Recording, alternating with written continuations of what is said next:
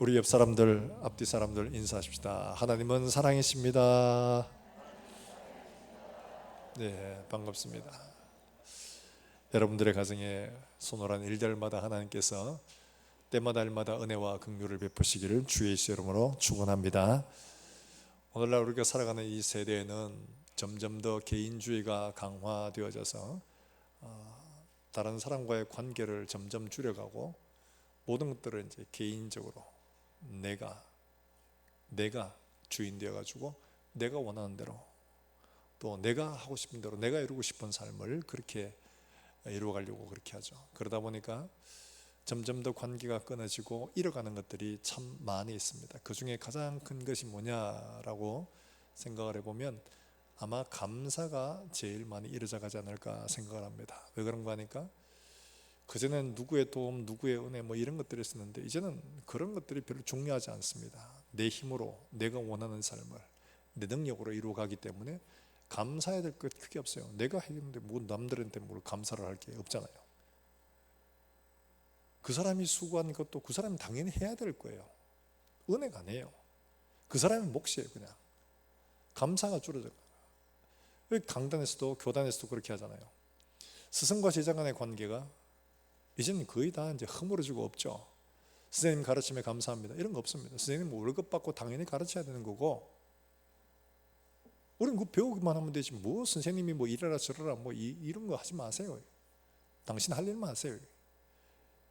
사제간이라 이런 것들이 많이 사라져 가고 있는 그런 세대를 살아가고 있습니다.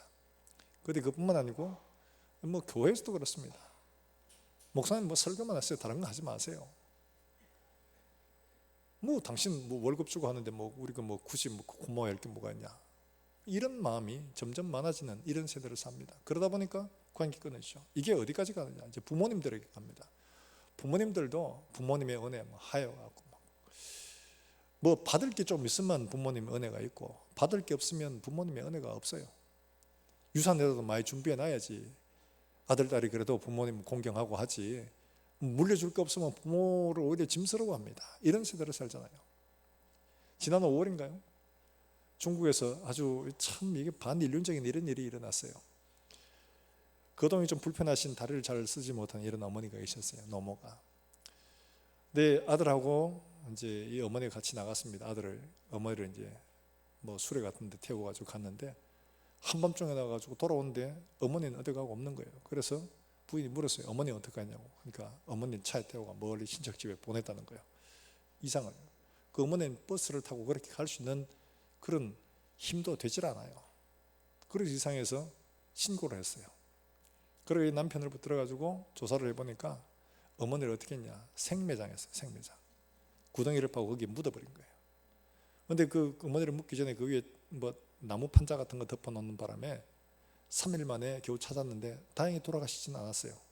근데 이 어머니가 나와서 하신 말씀이 뭐냐 그러니까 이 어머니가 걷지도 제대로 못한 이 어머니는 아들이 감옥 갈까봐 내가 구덩이를 파고 내가 그 속에 들어갔다. 내가 내 발로 들어갔다. 내가 구덩이를 팠다. 우리 아들 잘못한 거 하나도 없다. 내가 구덩이를 팠고 내가 그 발로 내 발로 내가 들어갔다. 이렇게 말하는 거예요. 왜 그랬느냐 하니까 어머님이 그동이 불편하고 이러다 보니까 용변을 제대로 해결을 잘 못하십니다. 그러니까 들어오면 냄새가 나요.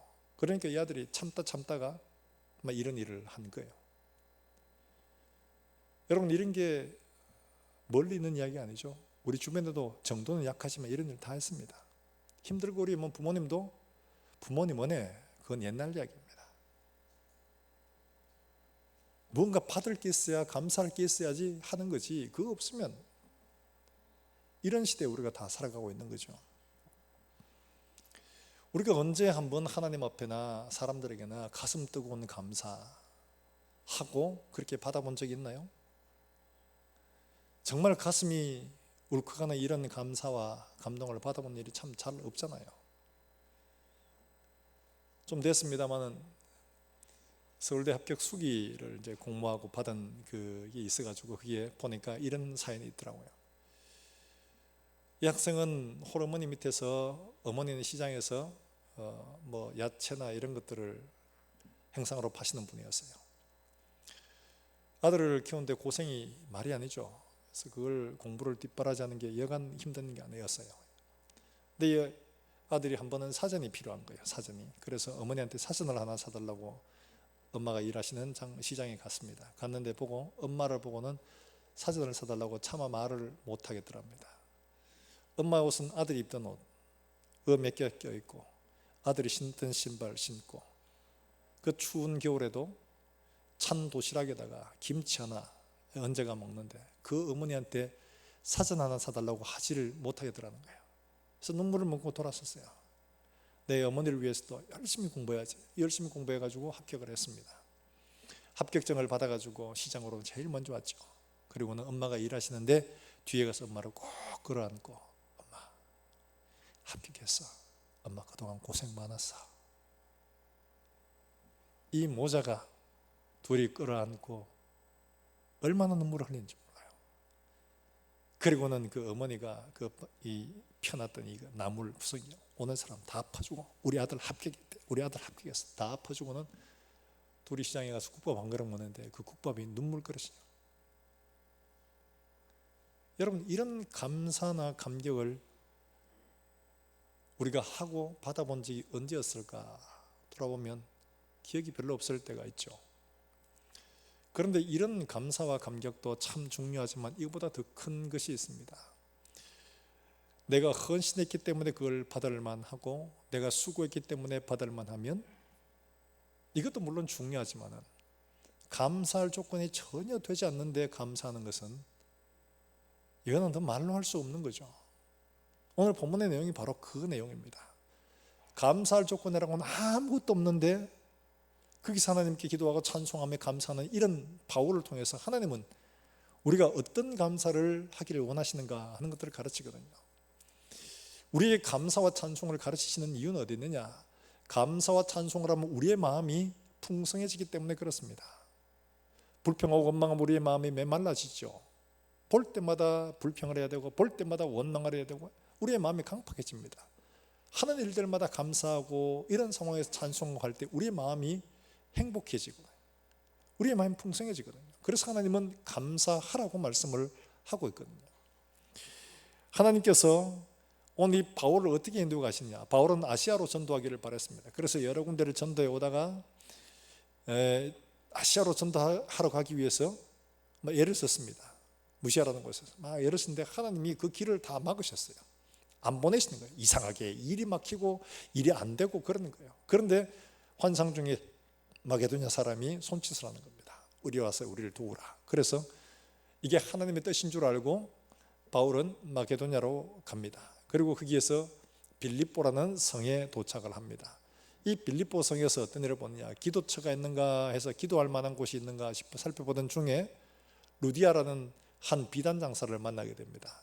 하나님이 바울의 말을 들을 수 있도록 그 마음을 열어주심으로 이 루디아가 예수를 믿고 그의 온 집이 다 세례를 받습니다. 그리고 그의 집을 이제 엽니다. 이 집을 거점으로 해서 이제 빌립보 여러 군데로 다니면서 복음을 전하는데, 근데 한 번은 가다 보니까 귀신 들린 여자아이가 점을 치는 거예요. 이 귀신에 의해서 점 치는 게 용하거든요. 그러니까 이 누구든지 와서 봐주면 정말 기가 막히게 봐주는 겁니다. 그러니까 사람들이 돈을 싸들고 와서 그냥 어쨌든 간에 이 여자한테 점을 쳐보려고 그렇게 애를 쓰는데, 이 여자아이가 여러 사람들에 의해서 이게 소유가 돼 있던 그런 소위 종이었어요. 근데 주인들은 당연히 이 사람이 점을 잘 치니까 돈벌이가 꽤 쏠쏠하게 좋잖아요. 그런데 이 귀신 들린 여자아이가 바울이 지나가는 걸 보고 뭐라고 하느냐? 이 사람은 지극히 높은 하나님의 종들로 너희에게 구원의 길을 알려준다, 이렇게 말합니다. 그 17절 나오는 말씀에 있죠. 그가 바울과 실라를 따라와 소리질러 이르되 이 사람들은 지극히 높은 하나님의 종으로서 구원의 길을 너희에게 전하는 자라, 이렇게 말합니다. 여러분, 이 귀신 들린 여자아이가 안 가도 돼요. 그런데 굳이 바울과 실라를 따라오면서 이 사람은 지극히 높은 하나님의 종들로 너희에게 구원의 길을 알려주는 사람입니다. 여러분, 이 이야기가 왜 하겠어요? 이 사람들 구원의 길을 알려주는 사람이에요. 이 사람 말 들으세요. 이거 지금 하는 거예요? 물론 그렇게 볼 수도 있습니다. 그러나 바울이 괴로워하는 마음들을 보면 무슨 말이냐니까, 이 여자애는 구원의 길을 나도 얻고 싶은데 자기는 귀신 들려 점치고 있으니까 이 길에서 너무 먼 거예요. 그러니까 자기는 여기에 도달할 수 없는 그런 아픔 때문에 여러분들은 구원받는 길로 가십시오, 이러고는 이 사람에게 지금 이야기를 하고 있는 거거든요. 그래서 바울이 너무 괴로워서 어떻게 했냐니까 이 여자에게 돌아서 이야기합니다. 귀신아, 그 여자에게 나와라. 이 말 한마디 하니까 그만 이 귀신이 여자에게서 나와버린 거예요. 그게 이 여자가 이제 점을 못 칩니다. 그 점을 못 치니까 주인들이 보고, 이야, 너무 감사합니다. 이 여자에게 귀신 들려가지고 그동안 고생 많았는데 이렇게 멀쩡하게 주시니까 너무 고맙습니다 라고 말하면 얼마나 좋겠습니까? 근데 세상은 안 그렇거든요. 내한테 덕이 되면 고맙고 덕이 안 되면 죽일 놈입니다. 내한테 덕이 되면 친구가 되고 덕이 안 되면 나쁜 놈이에요. 그러니까 어떻게 해요? 이익이 끊어진 것을 보고 이 사람들을 데리고 관원들에 가서 우리가 로마 사람인 우리가 받지도 못할 풍속들을 전한다고 거짓말하는 거죠. 그러니까 관원은 어떻게 하느냐? 묻지도 따지도 않고 바울과 실라를 매질을 하는 거예요. 매질을 하는데 유대교에서는 매질을 할 때 그 태형이 40에 하나 감한매, 그러니까 39대를 때리도록 되어 있습니다. 왜 39대냐?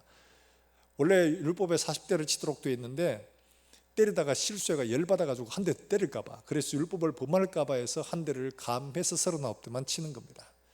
근데 로마의 태형은 어떠냐? 로마의 태형은 제한이 없습니다.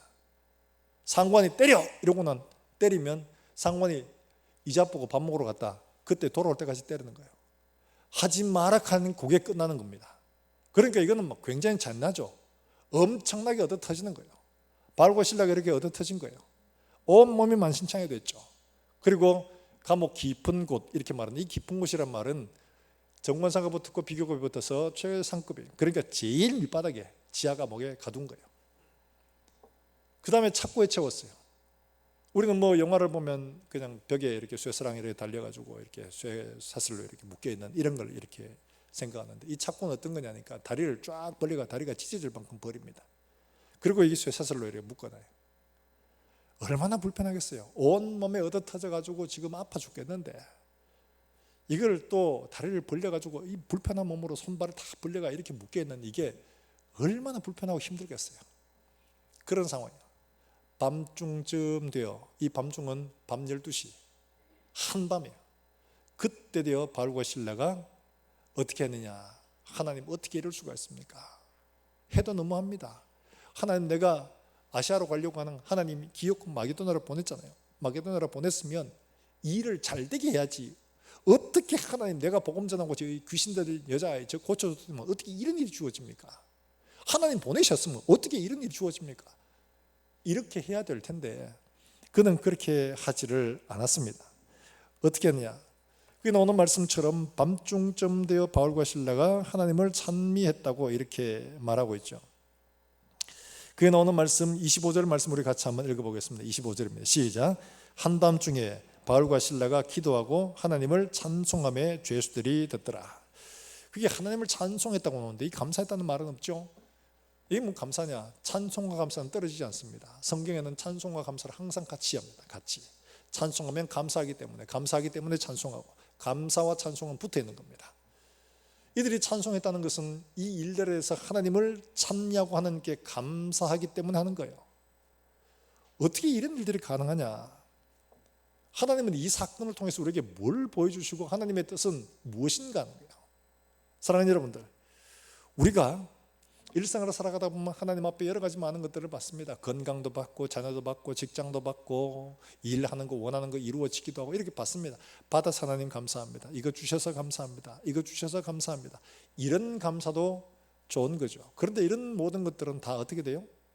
때가 되면 건강도 잃고, 때가 되면 물질도 잃고, 때가 되면 자식도 떠나가고 배신도 당하고 다 잃어갑니다. 진짜 남는 건 뭐냐? 진짜 남는 것은 빼앗기지 않는 그 하나, 그게 바로 예수 그리스도인 거예요. 우리가 진짜 하나님 앞에 변함없이 기쁘고 감사할 수 있는 것들은 뭐냐?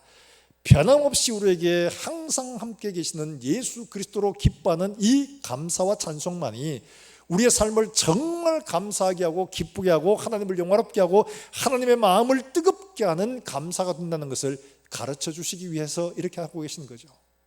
사랑하는 여러분들, 우리가 하나님 앞에 어떤 기도 제목을 들어가지고 이걸 이뤘어요. 그게 다 해결돼가지고 만사형통 죽을 때까지 그것 때문에 감사하냐? 안 그렇습니다. 이게 해결되면 또 다른 문제가 생깁니다. 애들 대학 잘 가게 해주세요. 기도했더니만 대학 갔어요. 그 했더니만 또 취직해야 돼. 취직 잘하게 해주세요. 또 기도했더니만 취직 잘 됐어.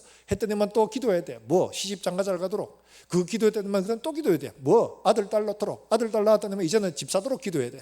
집 사도록 기도했더니만 이제는 또 병 안 들고 무사히 퇴직하도록 기도해야 돼. 그러고 난 내 몸 병들어. 하나님 앞에 내 병 고치도록 기도해. 맨날 이런 것들. 근데 이거 다 지나가잖아요.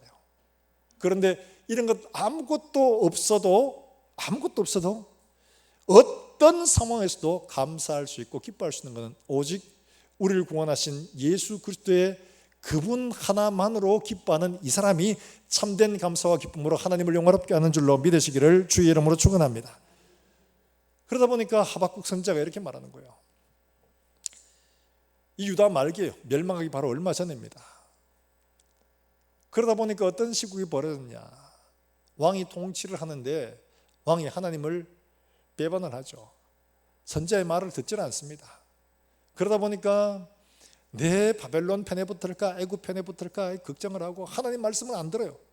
조용히 항복해서 바벨론에 잡혀가라. 그러면 내가 너희를 살펴보고 때가 되면 돌려준다 했는데도 안 해요. 그러니까 어떻게 하냐. 불법이 성하고 율법이 시행되지 않고 공의가 사라지고 엉망진창이 되는 거예요. 나라가. 이게 나라냐? 이 말도 아닌 거예요. 그러다 보니까 하박국 선지자가 보니까 도대체가 이게 율법도 제대로 안 지켜지고 공의와 정의는 사라지고 없고 가난한 자는 더 고침을 당하고 부자는 악을 행해서 더 부자가 되고 어떻게 이런 일들이 가능하냐. 하나님 도대체 어디 계세요? 하나님이 살아계신다면 어떻게 이런 일들이 있을 수 있습니까? 하나님이 살아계신데 왜 우리의 기도를 듣지 않으시는 겁니다. 너무 속상해서 하나님 앞에 막 따지듯이 묻는 거예요. 그러니까 하나님 앞에 뭐라고 하냐. 내가 망루에 서서 하나님이 내게 뭐라고 하시는지 내가 한번 들어봐야 되겠다. 이러고 하나님 앞에 섰습니다. 그럴 때는 하나님 말씀하십니다. 뭐라고 하냐. 너는 속히 내가 하는 말을 다 받아 적어라. 달려가면서라도 읽을 줄게라. 이 예언의 말씀은 반드시 정한 때에서 반드시 이루어진다. 하나님의 심판의 때가 반드시 있다. 걱정하지 마라. 하나님은 이 모든 상황을 외면하고 있는 게 아니라 지켜보고 있다. 심판할 때를 작정하고 기다리고 있다는 이 말씀을 하시는 거예요. 그러니까 하박국이 어떻게 바뀌어졌느냐. 자기는 하나님이 이 모든 문제에 관심 없는 줄 알았는데 하나님이 이 모든 일들 다 갚아주시기 위해 준비하고 있다는 사실을 발견하고는 하나님 감사합니다. 이렇게 고백을 하는 거예요. 그런데 어떻게 고백을 하냐. 하박국서의 3장 17절부터 19절에 나오는 말씀이 이렇게 합니다. 여러분 한번 찾아볼까요? 하박국 3장 17절부터 19절 구약성경 1305쪽이죠. 우리가 잘 안 찾는 성경이라서요. 구약성경 1305쪽입니다.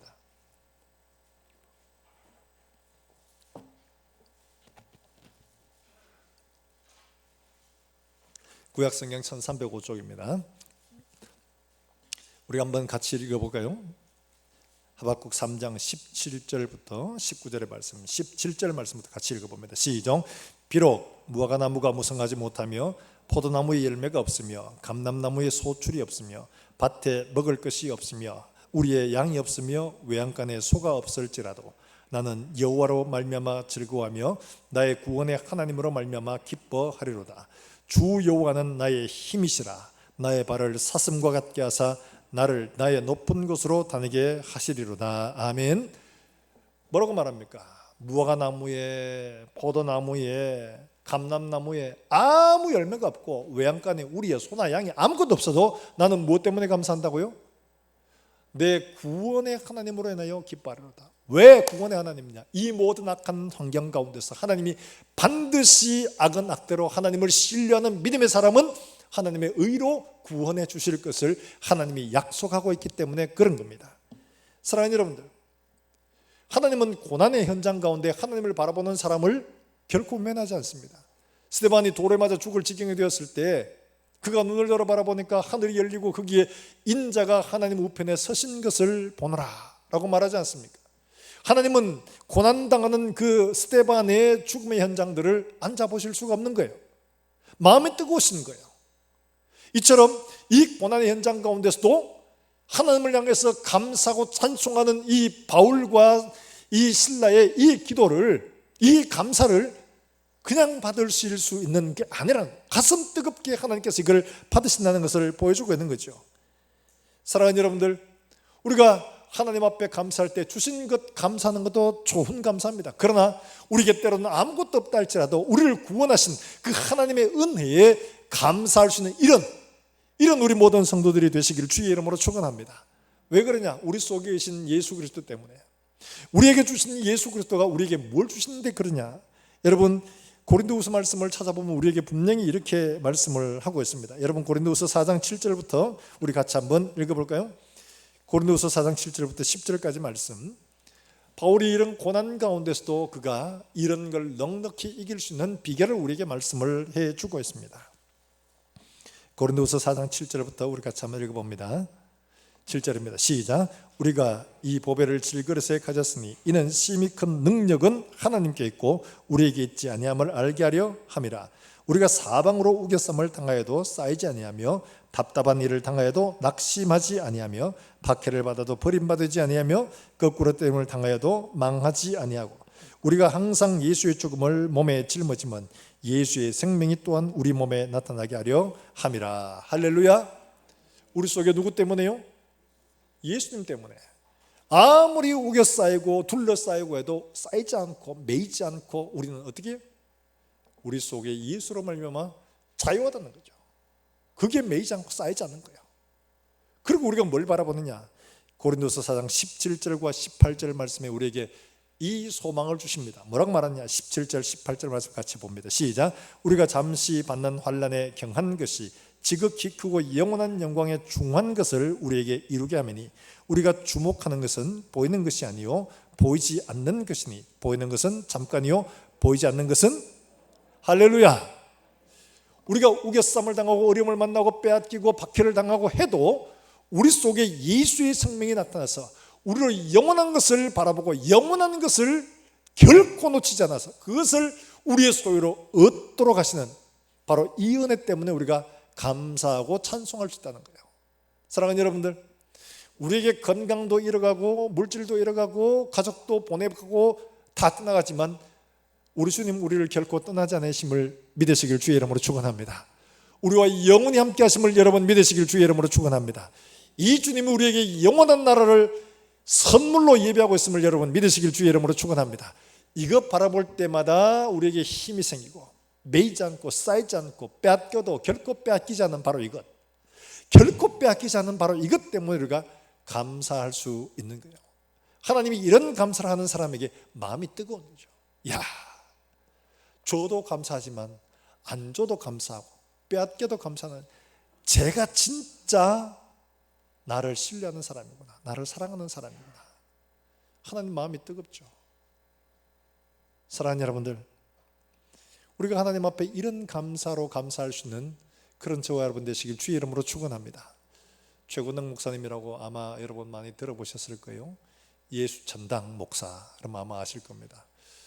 이분이 예수를 믿고 이제 1914년 노예 파송을 받아가지고 만주 지역으로 이제 전도를 갑니다. 뭐 10리, 20리 막 갑니다.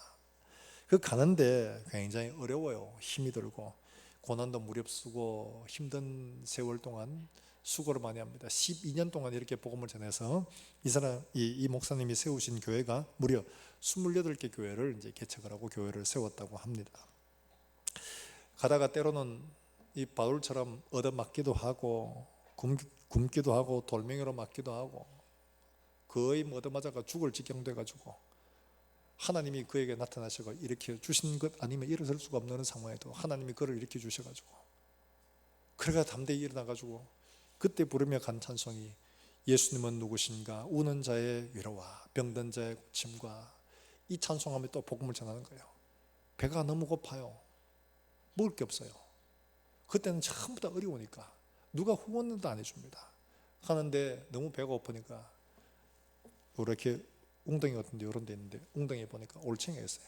올챙이를 잡아먹었어요. 배가 너무 고프니까. 가다 보니까 또 소똥이 있네. 소똥을 파보니까 콩이 있어요. 콩을 들고 하나님 소똥 안에 익은 콩이 있어서 감사합니다. 익은 먹고 힘을 얻으니 복음 전할 곳으로 보내주시옵소서 이러고 하신 거예요. 여러분 그 소똥 안에 콩을 받고 하나님 앞에 감사할 수 있는 이 마음, 여러분 만약 입장을 바꿔놓고 생각해보세요. 아무것도 없는데 하나님 하나님 이것 때문에 감사합니다 하면 여러분 마음이 어떻겠습니까? 마음이 여러분 감격하지 않겠습니까? 이분이 신사참배 반대해서 감옥에 갇혔어요. 6년 동안 참 고생 많이 했습니다. 얻어 터지고 얻어 터질 때마다 이분 늘 하는 소리가 있습니다. 뭐냐? 예수 찬다, 예수 찬다. 터지면 예수 찬다, 터지면 예수 찬다. 주기철 목사님처럼 막 샌드백처럼 때리면 이쪽으로 쭉 가고 이쪽에 툭치면 이쪽으로 막 날라오고 막. 그래 예수 찬다. 야 너는 예수 찬당밖에 모르냐? 맞으면 아야 해야지 왜 예수 찬당하냐? 그러니까 이분이 하신 말씀이 내 속에는 예수가 가득해서 건드리면 예수가 나옵니다. 이런 거예요. 예수가 가득하니까 예수가 나오죠. 돈이 가득하면 건드리면 돈. 사람 속에 무엇이든가 그게 나오게 되어 있습니다. 이분이 그렇게 고난을 당하다가 옥에 있으면 아무래도 뭐 감지를 한 것 같아요. 40일 금식 기도를 하고 그리고는 이제 몸이 너무 약해져 가지고 감옥에 나와서 회복하는 중에 이제 얼마 있지 않아서 떠났습니다. 세상을 하나님 품에 안겼는데 주기철 목사님하고 4일 간격으로 두 분 다 별세하신 거예요. 그래서 한국의 두 거장이 연거푸 이렇게 세상을 떠나게 돼요. 그래서 한국교회 회장이 슬퍼했다는 이런 이야기가 있습니다. 사랑하는 여러분들, 우리가 우리에게 주신 것들 때문에 감사하는 것도 참 바르죠, 좋죠. 그러나 내 삶의 감사를 돌아보고 내가 하나님 앞에 정말 모든 걸 다 없어도 내가 주님 한 분 때문에 내가 참 감사한다. 이 감사가 우리의 심령 속에 살아나기를 주의 이름으로 축원합니다. 건강이 없어도 재물이 없어도 환경이 따라주지 않아도 나는 예수 때문에 감사하리라. 하나님이 그 감사를 가슴 뜨겁게 받으시고 우리에게 은혜를 베풀어 주신 줄로 믿으시기를 주의 이름으로 축원합니다. 뿐만 아니라 어떻게 하나님의 마음을 뜨겁게 만들어주는 감사가 되느냐. 오늘 여기 나오는 말씀에 34절의 말씀에 보면 이런 말씀이 있죠. 같이 한번 읽어볼까요? 34절입니다. 시작. 그들을 데리고 자기 집에 올라가서 음식을 차려주고 그와 온 집이 하나님을 믿음으로 크게 기뻐하니라. 지금 간수가 바울을 모시고 와서 치료해주고 음식을 차려주고 예수를 믿게 되어져서 모두가 다 크게 기뻐하는 이런 일들이 벌어집니다. 자, 이런 일들이 벌어지는데 여러분 우리가 생각하는 이런 게 진짜 좋은 모델, 이게 우리가 바라는 거예요. 어떻게 하느냐. 하나님이 바울을 마게도냐로 보냈습니다. 빌립보에 도착했습니다. 딱 보니까 루디아가 회심을 했어요. 그 교회를 세웠습니다. 그리고 가다 보니까 귀신 들린 의자가 있는 거예요. 이 귀신 들린 의자를 고쳐줬습니다. 그랬더니만은 온 동네 사람들이 다 병자를 데리고 오는 거예요. 다 데리고 와서 나도 좀 고쳐주세요. 여러분 우리가 바울의 능력을 알지 않습니까? 그러니까 이 사람들이 다 모여들었는데 이 사람들 다 줄을 서시오 줄을 서 이래가지고 그 사람들 다 병을 고쳐줍니다. 안전병에도 고쳐주고 나병도 고쳐주고 중풍병자도 고쳐주고 다 고쳐주고 사람들이 다 인산인해로 모여들어가지고 전부 다 이 병 고침을 받다가 난리가 나고 그 다음에 전부 다 바울이 전하는 복음을 듣고 회심하고 변화가 되고 난리가 났습니다. 그래서 바울이 다 예배를 드리면서 하나님 감사합니다. 할렐루야. 우리는 이런 걸 바라잖아요. 우리 이런 걸 바라요. 내가 기도하는 문제 하나님이 내가 바라는 것 이런 것들 다 해결해 주시고 이것도 되고 걱정 없이 막 모든 것도 다 문제 해결되고 그리고 막 우리가 하는 것마다 다 형통하게 돼가지고 모든 것들이 다 막 잘 되고 이러면은 그래가지고 하나님 앞에 감사하면 할렐루야. 진짜 이런 감사하고 싶잖아요. 뺏기고 얻어 터지고 막 이렇게 하고 싶진 않아요. 사실 이게 우리 마음이에요. 인간적으로. 근데 하나님께서 이렇게 이 사람을 지금 만들어가고 있는 거예요. 오늘 여기 이 사람 이 간수가 회개하고 돌아오는 이걸 하기 위해 하나님은 어떻게 하셨느냐. 바로 바울을 여기에 집어넣은 거죠. 집어넣고 그에게 복음을 전하도록 하시는데 먼저 이런 얻어 터지는 일들을 하게 하시는 거예요. 두 가지를 내려놓았습니다. 달리 말하면 바울이 내려놓은 때문에 이 영혼이 구원받고 더 큰 감사가 있었다는 거죠. 어떻게? 먼저 매를 맞을 때 로마 사람인 이 바울을 어떻게? 죄도 정하지 않고 때렸습니다. 로마 시민은 어떠냐? 절대로 죄를 정하지 않고 벌을 가할 수가 없습니다. 그러려면 그 벌을 가한 사람이 대신 형벌을 받아야 됩니다. 그러니까 지금 어떻게 했냐, 바울이 나중에 이 사람들을 보내려고 할 때 37절에 이렇게 말하죠. 한번 보실까요? 37절에 같이 봅니다. 시작. 바울이 이르되 로마 사람은 우리를 죄도 정하지 아니하고 공중 앞에서 때리고 옥에 가두었다가 이제는 가만히 내보내고자 하느냐 하니라. 그들이 친히 와서 우리를 데리고 나가야 하리라 한데, 그 다음에 나오는 그들이 벌벌 떨면서 와서 어떻게 당신은 로마 사람 됐습니까? 이러면서 이야기하죠. 벌벌 떨며 구합니다. 자, 이야기를 먼저 해야 될까요? 나중에 해야 될까요? 우리 생각에는 그들을 잡아가지고 감옥에 집어넣으려고 할 때 나 로마 사람이야, 너희가 왜 나를 집어넣으려고 해? 내가 무슨 잘못했어? 이렇게 해야지 정상적입니다. 근데 이걸 하지 않았습니다. 왜 이래 얻어터지는 일들을 자초했을까? 우리 같으면 당연히 우리가 당해야 될 것 당하지 않도록 조치하는 게 이게 바른데 왜 이 사람은 이 얻어터지는 일들을 스스로 하고 있냐는 거죠. 본문에는 그 이유도 나오지 않습니다. 그런데 성경을 통해서 우리가 깨달아 알 수 있는 것은 바울이 이런 일들을 이미 한 번 당한 게 아니거든요. 그 이전에 루스드라라는 곳에서도 이런 일이 있었습니다. 루스드라에서 남에서 안전병이 된 사람을 고쳐줍니다. 그러니까 사람들이 어떻게 보느냐, 이야 제우스가 우리에게 왔다 이래가지고 제우스라고 바울에게 말하고, 그 다음에 바나바를 헤르메스라고 말하는 사람이라고 해서 그렇게 이야기합니다. 그리고 그들에게 와가지고 제사를 하려고 한 거예요.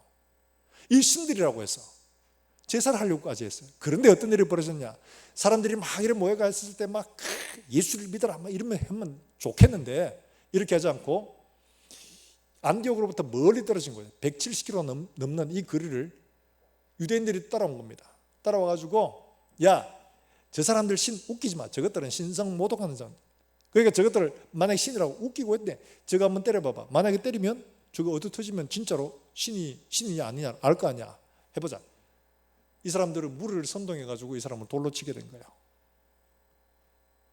이 당시에 이때 이 루스드라에 어떤 전설이 있냐, 그때 제우스하고 흠이죠, 이 사람이 와가지고 왔는데 이 마을 사람들이 이들을 환영하지 않는 겁니다. 그러니까 열받아가지고 제우스가 홍수를 해가지고 이 마을 사람 싹 쓸어버린 거예요. 신적인 능력을 보여준 거예요. 그러니까 이들이 제우스가 왔다니까 막 기겁을 하고 막 섬기려고 하는 거죠. 근데 유대인들이 와가 저거 신 아니다, 저거 가짜다, 저거 신성 모독하는 존재들이다, 신 아닌 거 내가 보여주마 이러고 있는 거예요. 그렇게 이들이 선동이 돼가지고 거기에 바울을 돌로 쳐서 죽을 지경이 된 거예요. 거의 죽었다고 해서 성 밖으로 내쳤습니다. 그런데 제자들이 그를 둘러서서 장례를 하려고 하는데 바울이 주섬주섬 일어나는 겁니다. 일어나서 다시 돌아온 길을 가면서 복음을 전하고 교회를 세우는데, 그때 그가 이런 고난을 받았을 때 한 말이 있습니다. 그게 뭐냐, 여러분 사도행전 14장 22절 말씀에 이렇게 말합니다.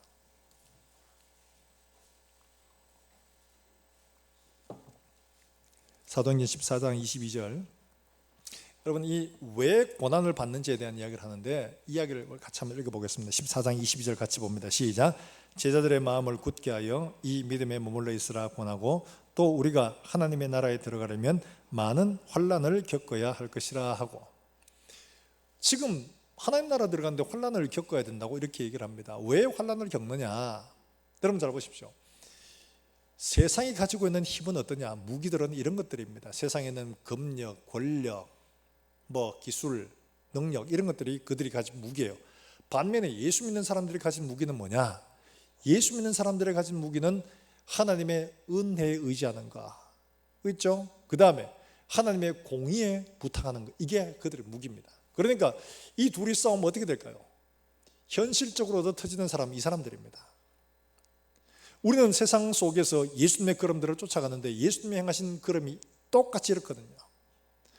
세상의 무력과 힘에 그대로 당하셨습니다. 어떻게 해요? 공의로 심판하실 하나님께 이들을 맡겨두고, 예수님의 능력이 없어서가 아니에요. 그렇게 해서 이들을 정복한다고 이들이 예수 믿고 돌아오질 않는다는 걸 알고 계시거든요. 그 심령이 변화되지 않고는 이겨낼 수가 없는 거예요. 이기는 힘들은 사랑으로 이겨야 되는 거지 힘으로 이기는 게 아니거든요. 그래서 예수님이 이렇게 하신 거예요. 그렇게 예수 믿는 사람들이 가는 길들 속에 여러 가지 많은 문제가 생길 때 우리가 당해야 될 마땅한 일들은 이런 고난을 피할 수가 없다는 거죠. 그런데 더 중요한 것은 이런 고난을 받을 때 우리의 마음이 어떻게 되냐? 아, 하나님 억울합니다. 예수 믿었더니 이게 뭡니까? 이게 아니라 이들이 마땅히 가져야 할 마음은 어떠하냐? 사도행전 5장 41절에 보면 사도들이 대제사장과 이들에게서 고난을 당하고 쫓겨나올 때에 이들이 이런 고백을 했습니다. 자, 여러분 한번 사도행전 5장 41절 말씀 찾아보겠습니다. 41절 말씀 우리 한 목소리 한번 읽어볼까요? 사도행전 5장 41절입니다. 시작.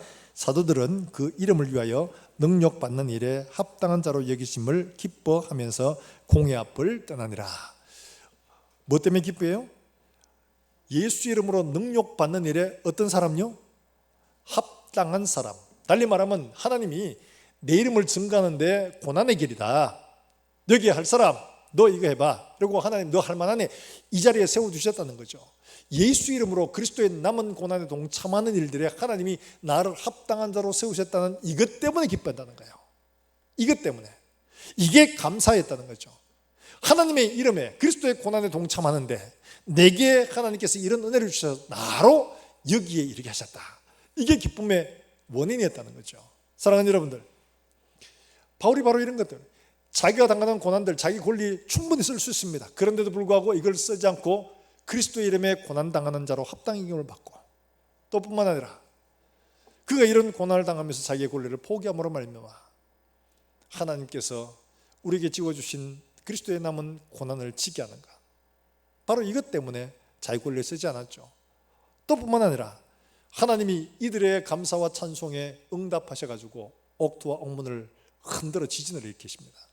그냥 지진이 일어나면 메인 것들이 부러지는 이런 일들이 없습니다. 그런데 옥문이 열리고 메인 것들이 부러지죠. 이거는 초자연적인 하나님의 간섭이라는 거예요. 달리 말하면 우리가 감사하고 하나님을 찬미할 때 할 수 없는 환경 속에서도 하나님 앞에 감사하고 찬미하는 거기에는 능력이 있어서 우리의 메인 것들이 부러지는 놀라운 역사가 일어나더라는 거죠. 그런데 그렇다면 어떻게 될까요? 빨리 얼른 도망가야 되죠. 도망가야 되는데 바울과 실라가 어떻게 해요? 도망가지 않습니다. 그게 있습니다. 도망가도 되는데 안 도망가죠. 왜 안 도망갔을까요? 도망가면 간수가 도망간 죄인의 죄를 대신 받거나 죽어야 됩니다. 이 사람을 살리기 위해서 한 거죠. 그래서 칼을 빼가 자결 하려고 하는 사람에게 우리가 여기 있다, 걱정하지 마라. 여기 이 사람이 등 부르려고 쫓아와서 어떻게 합니까? 벌벌 떨면서 그 앞에 부복을 하고 우리가 어떻게 하여야 구원을 받을 수 있겠느냐. 왜냐하면 이 사람이 귀신들의 여자가 소문냈잖아요. 이 사람은 지극히 높은 하나님의 종으로 너에게 구원의 길을 전하는 사람이다. 그러면 나는 어떻게 해야 구원을 받을 수 있겠습니까? 묻는 거죠. 예수님이 바울이 그들에게 한 중요한 말씀이 있죠. 뭐라고요? 그 나온 말씀 뭐라고 합니까? 31절 말씀 같이 한번 읽어봅니다. 시작. 이르되 주 예수를 믿으라. 그리하면 너와 네 집이 구원을 얻으리라 하고, 주 예수를 믿으면 구원을 받는다. 그리고 그들이 다 예수를 믿고 그 다음에 34절 말씀처럼 하나님을 믿음으로 크게 기뻐했다. 그런데 여기 크게 기뻐했다는 이 말, 단지 우리 한글로는 그냥 기뻐했다는 이 말인데, 이 말을 원어로는 아갈리아오라는 말인데 이 말이 두 말이 합쳐진 거예요. 뭐냐니까 아갈로라는 말은 높이다, 영화롭다, 영화롭게 하다는 이런 말이고, 할로마이라고 하는 이 말, 날뛰다는 말입니다. 펄쩍펄쩍 뛰는 걸 말합니다. 이 둘이 합쳐진 말이에요. 이 말이 어디에 쓰이느냐? 여러분, 마리아가 수태고지를 받았을 때 그가 수태고지를 받고 난 다음에 사가랴의 집으로 가지 않습니까? 그래서 사가랴의 집에서 그를 만났을 때 표현한 게 뭐냐? 내 주의 모친이 내게 온 것 때문에 내 뱃속에서 아이가 어떻게 기쁨으로 뛰놀았다. 그 뛰놀았던 말, 이 말입니다. 그 다음에 예수님께서 마지막 때 너에게 고난을 받고 어려워할 때 그때 기뻐하고 뛰놀라 이렇게 말합니다. 그 뛰놀라가 바로 이 말입니다. 그러니까 이거는 기쁨이라는 게 단지 좀 기쁘네 이게 아니고 기쁨을 이기지 못하는 이런 표현이에요. 너무 좋아가지고 펄쩍펄쩍 뛰는 이런 거예요. 이제 우리에게도 구원의 길, 내가 목숨을 건졌다는 정도가 아니고 우리에게 영원한 구원이 우리에게 주어졌다는 이것 때문에 말할 수 없는 기쁨이 이 가정에 넘치게 된 거죠. 무엇 때문에 된 겁니까? 바울이 자기의 권리를 다 쓰지 않고 도망가야 되고 도망가지 않고 내려놓는 것 때문에 하나님이 이 가정에 놀라운 기쁨을 주셨고 하나님의 구원의 역사를 이루어 내신 거죠. 사랑하는 여러분들, 우리가 왜 하나님의 능력을 잘 보지를 못하면 이런 능력으로 감사하지 못하느냐? 다 내 힘으로 다 합니다. 하나님께 맡기려니까 불안해요. 하나님 앞에 맡겨놓으면 불안해요. 도대체 하나님은 그렇게 안 해주실 것 같아가지고 불안해. 그러니까 내가 하는 게 속편해. 하나님 계세요 이러고는 내가 다 해요. 내가 다. 내가 계산하고 내가 계획하고 내가 이루어가고, 하나님 좀 뒤에 계세요. 내가 모자라는 거 SOS 치면 그때 좀 도와주세요 이러지, 하나님이 주도적으로 안 합니다. 그러니까 하나님의 능력을 보지 못하는 거죠. 그러니까 하나님 앞에 감사할 거 크게 없어요. 왜? 내가 다 했으니까.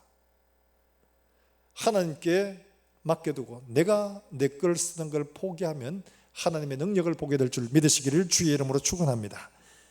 유기성 목사님의 이야기인데요, 지금 한국교회에 굉장히 그래도 참 지도자로서 굉장히 모범적인 분입니다.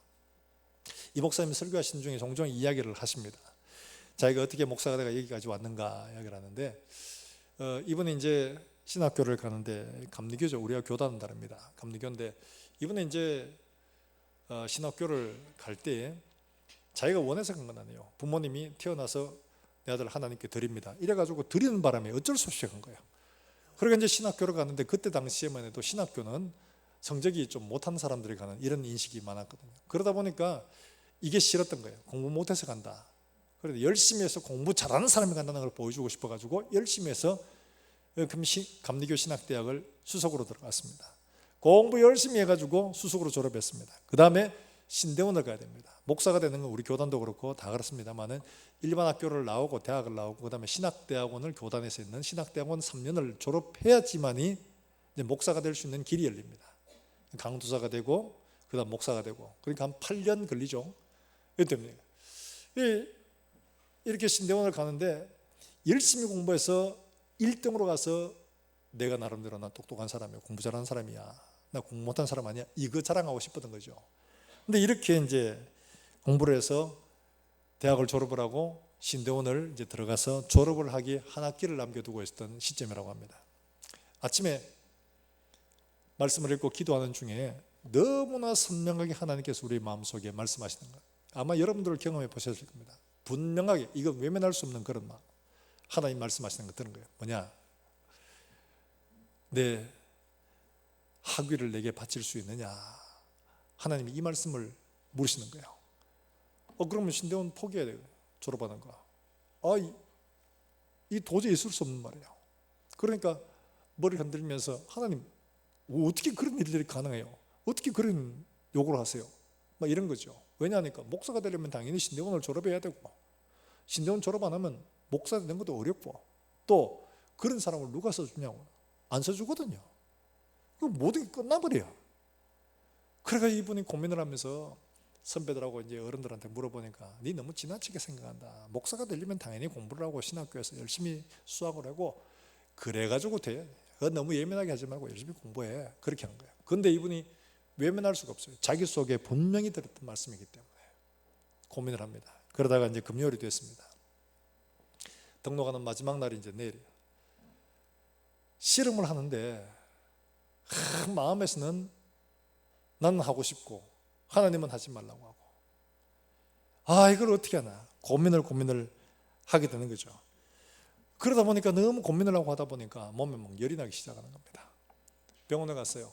주사를 맞고 약을 처방받았는데 열이 떨어지지 않아요. 그날 밤을 하나님 앞에 막 고민을 하면서 기도는 하지 않았습니다. 왜? 기도하면 똑같은 소리 하실까 봐. 그렇게 이제 기도를 안 하고 그냥 막 괴로워하고 있는데, 이분이 그런 이야기를 하더라고요. 씨름하다가 밤중에 하나님 앞에 항복했답니다. 네, 하나님, 네, 학위 하나님 앞에 포기하겠습니다. 이야기를 했는데 마음이 얼마나 기쁘고 감사한 게 아니고 너무 원통하고 억울하더랍니다. 그래가지고 이불을 뒤집어 쓰고 대성통곡을 한 거예요. 대성통곡을 하면서 깨달았던 거예요. 사람이 병들어 죽고 나이 들어 죽는 게 아니라 이렇게 죽을 수도 있겠구나. 그렇게 애통하며 울었다는 거예요. 그렇게 애통하고 울고 이제 마침내 이제 소위 말해서 포기하고 등록을 안 했습니다. 그리고 이제 신대원을 졸업했습니다. 졸업을 하고 이제 한 6개월쯤 지났, 마음에 너무 무거운 점이 있죠. 그런데 한 6개월쯤 되니까 한 목사님이 전화가 왔어요. 이번 아끼는 목사님이 전화가 와서, 내가 전화를 해놨으니까 부산에 가서, 부산에 제1교회라고 해서 부산 제1교회, 거기 가서 한번 설교 한번 해봐 이러는 거예요. 그 이야기를 했는데 사실 부산 제1교회가 부산에서는 제일 오래된 그 감리교회랍니다. 근데 감리교회인데 이 교회에서 담임 목사를 뽑는 거예요. 담임 목사를 뽑는데 그전 목사님이 어떻게 하셨냐, 교회를 한 500명이 들어가는 교회를 새로 신축을 하시고 이분이 그만 심장마비로 돌아가셨어요. 그 후임자를 뽑는데, 후임자를 뽑는다고 광고를 했는데 조건이 뭐냐, 나이 40세 이상, 석사학위 이상, 둘 다 해당이 안 되는 거예요. 그때 나이가 자기가 34밖에 안 됐어요. 설교를 하고 왔는데 교회에서 청빙을 하는 겁니다. 나는 조건도 안 되는데. 근데 오시란, 그게 중요한 거 아니까 당신을 우리가 담임 목사로 모시겠습니다. 이래가지고 그 교회에 갔다는 거예요. 그 교회에서 열심히 한 10년 동안 목회를 하고 있다 보니까 안산에 있는 광림교회라고, 그때 당시 오래됐죠. 그때는 큰 교회입니다. 1000명이 넘는 교회를, 교회가 또 목사님 청빙하러 온 거예요. 나는 그게 할 수가 없다고, 나는 이렇다고, 아기도 없고 나는 이렇다고 이야기를 해도 모시겠다는 거예요. 그리고 그 교회에 갔어요. 그 교회에서 한 4년 동안 있다 보니까 지금 있는 선한 목자교회에서 또 청빙을 하러 왔어요. 청빙을 하러 왔는데 이때 이 교회가 교회를 새로 신축하고 빚이 어마어마하게 지고 있었습니다. 도저히 갚을 수 없는, 교인의 비애가 갚을 수 없는 그런 상황이에요. 이분이 이야기했습니다. 이분이 원래 이 선교사로 파송을 했거든요, 이 교회에서. 근데 나는 도저히 할 수가 없다, 내 능력으로는 할 수도 없고 나는 하기도 없고 나는 이렇다 얘기를 하니까, 바로 그것 때문에 우리가 당신을 모시려고 한다. 그리고 이게 갔어요. 갔는데 그분 이야기가 그렇대. 우리의 능력으로는 답이 안 나오는, 그걸 빚을 우리 교인으로 갚을 수가 없는 건데 하나님께서 보내주시고 갚게 해 주시더라는 거죠. 그러면서 이분이 이제 지금 한국 교회를 나름대로 이끌어가는 아주 중요한 사역을 하고 있습니다. 사랑하는 여러분들, 우리가 살아가다 보면 하나님의 능력과 은혜를 맛보는 게 얼마나 되냐, 가만히 돌아보십시다. 대부분 다 내가 했죠. 하나님께 맡기지 않았습니다. 순종하려고 하면 위험하고 어렵고 힘들고 가능성이 보이지 않으니까 내가 안 해. 하나님께 맡기질 않아요. 그러니까 하나님의 능력을 못 보는 거죠. 사랑하는 여러분들, 내 것을 내려놓고 내 권리, 내 능력, 내가 할 수 있는 걸 내려놓으면 그때 하나님이 하나님의 일을 하실 줄로 믿으시길 주의 이름으로 축원합니다.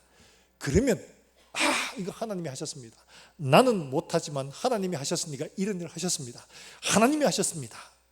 진짜 가슴 뜨거운 감사가 터지게 된 거죠. 사랑하는 여러분들, 우리의 일생 속에서 내가 할 수 있는 것들을 붙들고 내가 하는 게 아니라 하나님께 맡겨두고 내 것을 포기해서 하나님으로 일하시게 하는 이런 은혜를 누리시는 우리 모든 성도들이 되시기를 주의 이름으로 축원합니다. 그래서 우리가 날마다 하나님 앞에 가슴 뜨거운 감사로, 하나님이 관심 갖고 주의 있게 돌아보시며 마음을 쓰시는 그런 감사의 사람들 되시기를 다시 한 번 더 주의 이름으로 축원합니다. 그렇게 될 때 우리의 삶이 하나님 앞에 풍성하게 정말 넘치는 은혜로 하나님 앞에 감사와 기쁨의 삶을 살게 될 줄로 믿습니다. 우리 함께 찬송하고 기도하겠습니다. 내 마음속에 있는 참된 이 평화는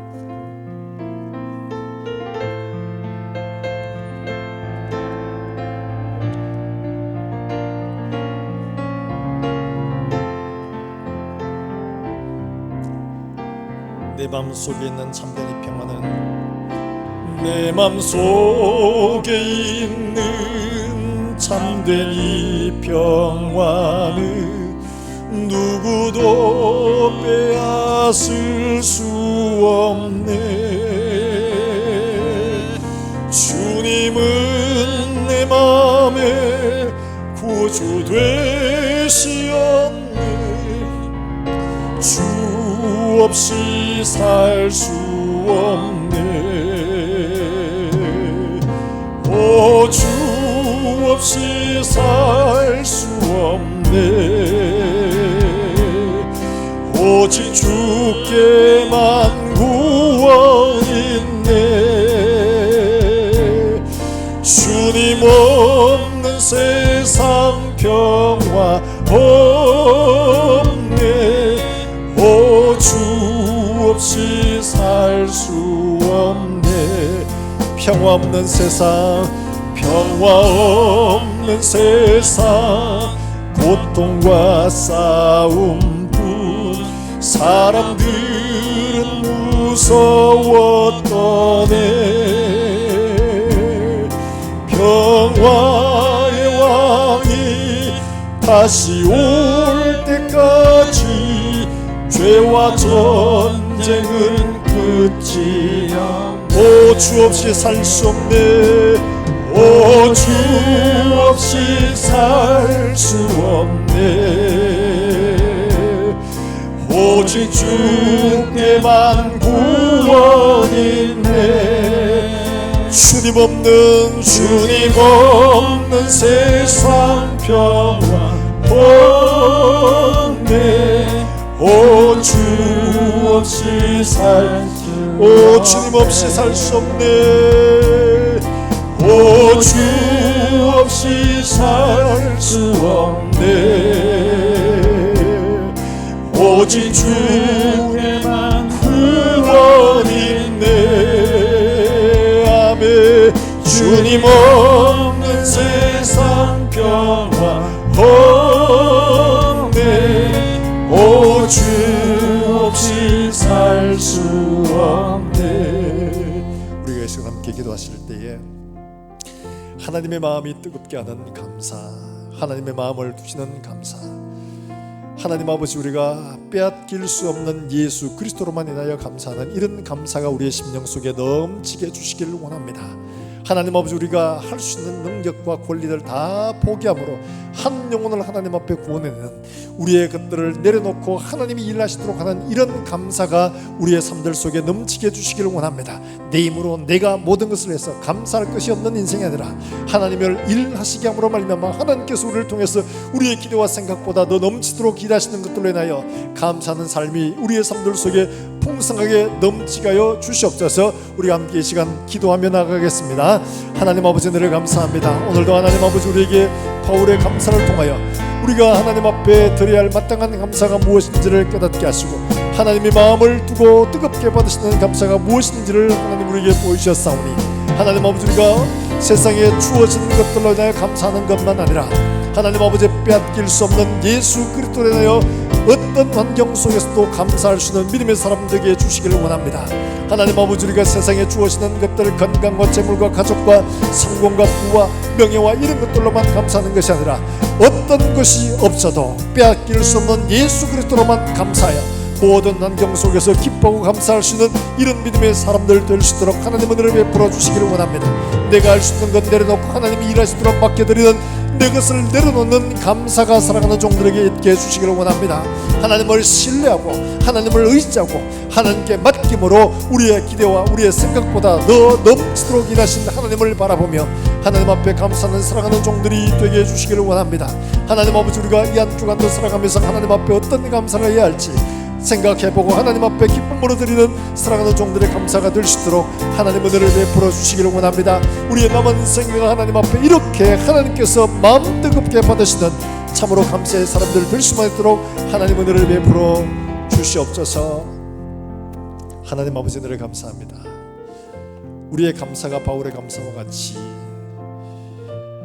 오직 세상에서 빼앗길 수 없는 예수 그리스도로 인하여 감사하는 이런 믿음의 감사가 되게 하시고 하나님 아버지 내 것을 내려놓고 포기할 수 있는 이런 감사가 되어 우리가 기대한 생각하는 것보다 더 넘치도록 일하시는 하나님의 능력을 보며 하나님 앞에 감사할 수 있는 사랑하는 종들이 되게 하여 주시옵소서.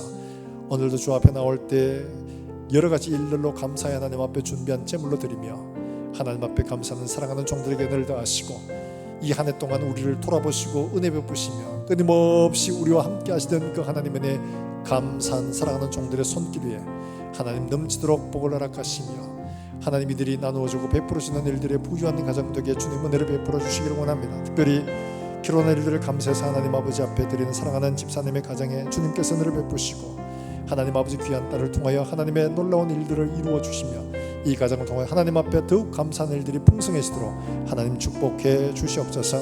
하나님 아버지 우리 가운데 질병으로 고통받으며 하나님 앞에 여러 가지 문제들을 끌어안고 하나님 앞에 부르시는 종들의 간구를 주님 들으시고 하나님 일하여 주시고 하나님 역사해 주시고 하나님 능력을 나타내어 주시옵소서.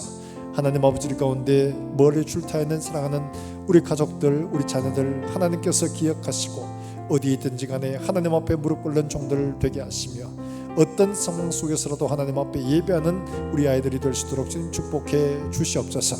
하나님 아버지 주일 학교들 축복하시며 이들의 하나님 아버지 보내주시고 길러 하나님 앞에 일꾼 삼아 주셔서 주의 날을 위하여 귀하게 사용될 수 있도록 하나님 은혜를 베풀어 주시기를 원합니다.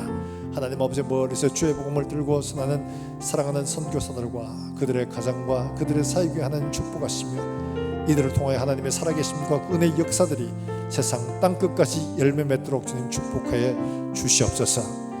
감사드렸고 예수님의 이름으로 기도하옵나이다. 아멘. 하나님의 말씀을 함께 묵상합니다. 데살로니가전서 5장 18절 말씀. 범사에 감사하라. 이것이 그리스도 예수 안에서 너희를 향하신 하나님의 뜻이니라. 아멘.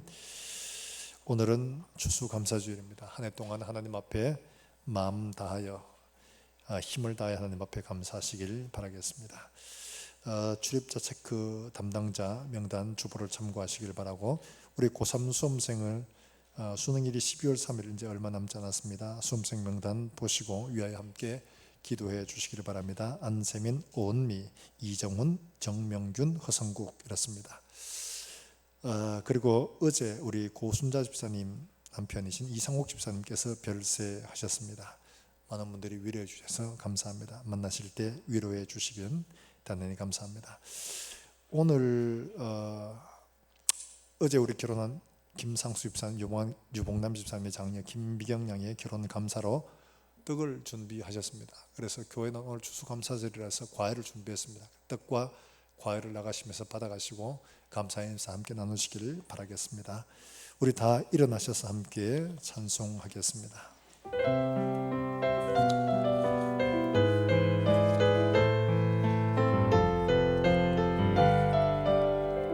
주 안에 우리 하나, 주 안에 우리 하나, 모습은 달라도 예수님 한 분만 바라네. 사랑과 선행으로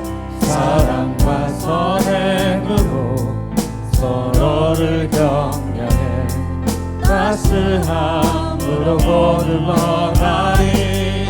주님 우리 안에 함께 하시니 형제자매의 기쁨과 슬픔 느끼네. 내 안에 있는 주님 모습 보네. 그분 기뻐하시네.